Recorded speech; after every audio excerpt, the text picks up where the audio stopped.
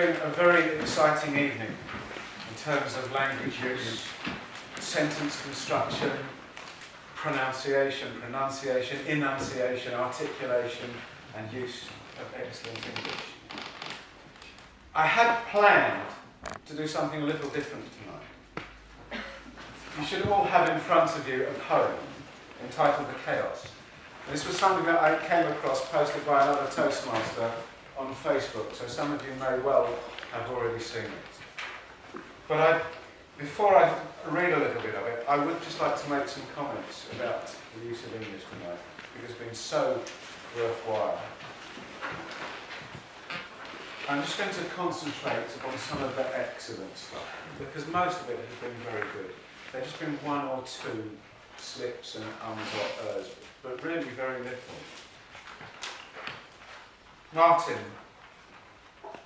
past, present, future, that structure of splitting the speech grammatically and dynamically into three different parts was very, very effective, and physically too. If body language can be taken as part of grammar, which I think we have to do as part of the speech, because when you speak, you're using your whole body as well as just your words. You have excellent sentence construction, good pauses, and very clear enunciation. You have a tendency to... I thought you weren't going to but then you did. You came up with 9 or 10 ers. I think that's nerves. The more practiced you become, the more practiced one becomes, I think one is able to then pause and let the thoughts happen without having to actually keep making noise. Michael Rosen, I like building, I like places, and I like the fact that we can shape our places. The way those three things run together, and you repeated that pattern.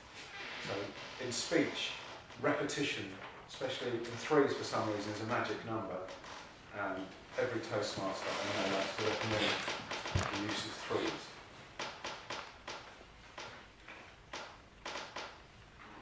Just one recommendation, Michael, which would I think help your projection, is you have to pronounce the end. You have a tendency for the ends of your words to miss. So the more you pronounce the ends of your words, the further the words project, and the clearer the objective reaches the audience. So just that one little recommendation. Peter, just my recommendation: you start many sentences with "okay" or "so." That's a real start. And so, without further ado, which is that old cliche that I think every Toastmaster I've ever heard uses. It would be very nice to find. I had intended to come with a recommendation of what to say instead. So, without further ado, I'm going to move on. Harry, grammatically, there's nothing, but just you have a great ringmaster and Toastmaster approach to this. You can in those words. Verbs. Several things. I love the true fairy tale. That mixing of dream and fairy tale and life. One recommendation, or a couple of recommendations, sorry, just in sentence construction, phrase construction. He said much more easier. It's actually much easier. You don't need the more in that case. Duck or take the punch, I liked. Very visual, very effective. And what it needs to be, what I want to be. Another clear thing. Just one more recommendation. Punches on your face. I think in good English should be taking punches in the face rather than on the face. Although they do land on your face. To be fair. Coralie, mostly very clean, very strong, very clear sentences. He said very most welcome guests, which I think is not really correct.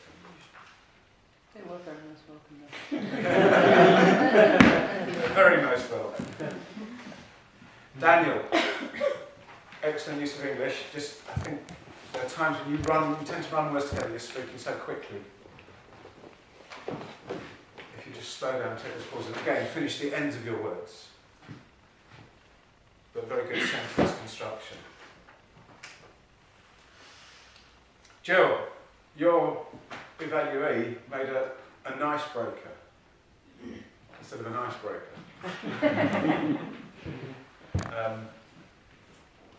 Oh yeah, and one sentence you said he used skills which much more advanced speakers do.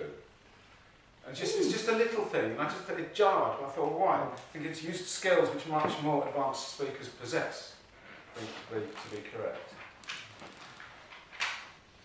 And when it came to the end, you said, but I have to say, and then you said something very positive. So why start a positive with a negative, with a but? You know, just I'm happy to say, I like to say, not but I have to say. You don't have to say. Robert, again, very good grammar, but we lost a bit of listening to you because although you speak very well, your sentence construction is good, and the words are all there. Again, the end of your sentence is just, what? I missed the end of that. And you said, again, the same thing, I suppose the only recommendation. You don't have to suppose it, but we're here to make recommendations. So I'm happy to make a recommendation. I recommend that you do this. That's very good. On a personal note, having listened to you speaking over several months and a year now, the improvement is tremendous. I'm really enjoying listening to you speak. Now, I'm just going to take a minute. I'm not going to read all of this, but this is fantastic. Absolutely superb. Especially for people maybe whose first language is not English. So I'm just going to read the first verse and the last verse, and I hope you'll take it away and read it. And you have to look at it as well as listen to it. This is visual as well as verbal. Dearest creature in creation, study English pronunciation.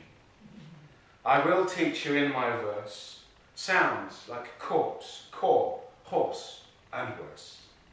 I will keep you, Susie, busy. Make your head with heat grow dizzy. Tear in eye, your dress will tear. So shall I. Oh, hear my prayer. Pray, console your loving poet. Make my coat look new, dear, sew it. We'll turn over the page. I'm going to face but preface, not efface. Phlegm, phlegmatic. Ass, glass, base. Large, but target. Gin, give, virgin. Ought, out, joust, and scour. Scourging. Ear, but earn, and wear, and tear. Do not rhyme with here, but air. 7 is right, but so is even. Hyphen, roughen, nephew, Stephen. Monkey, donkey, Turk, and jerk. Ask, grasp, wasp, and cork, and work. Pronunciation, think of psyche. Is a paling stout and spiky? Won't it make you lose your wits, writing groats and saying grits? It's a dark abyss or tunnel, strewn with stones, stowed, solace, gunwale. Islington and Isle of Wight, housewife, verdict, and indict.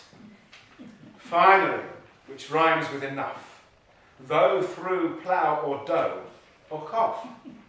Hiccup has the sound of cup. And my advice is don't give up.